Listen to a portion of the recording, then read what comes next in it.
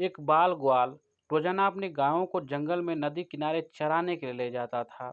जंगल में वह नित्य प्रतिदिन एक संत के यौगिक क्रियाओं का देखता था।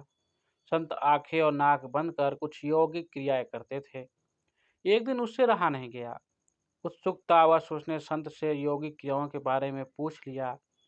बाल ग्वाल के सवाल पर संत ने जवाब दिया कि वह इस तरह से भगवान से साक्षात्कार करते हैं।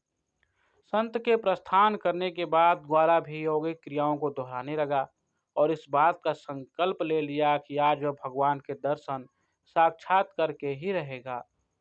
ग्वाले ने अपनी दोनों आंखें बंद कर ली और नाक को जोर से दबा लिया।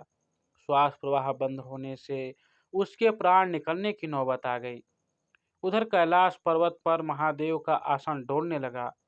शिव जी ने देखा कि एक बाल ग्वाल उनसे साक्षात करने के लिए कठोर तप कर रहा है।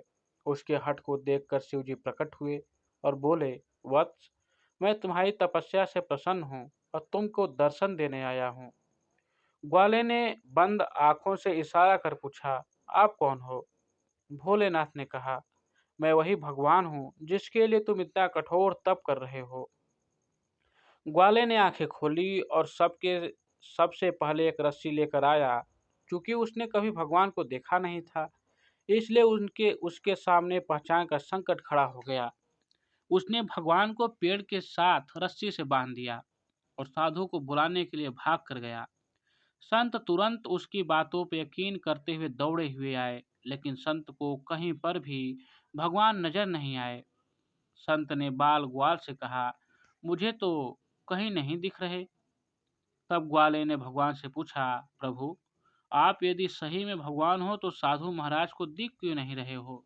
भगवान ने कहा, जो भक्त छल कपट रहित सच्चे मन से मुझे याद करता है, मैं उसको दर्शन देने के लिए दौड़ा चला आता हूँ।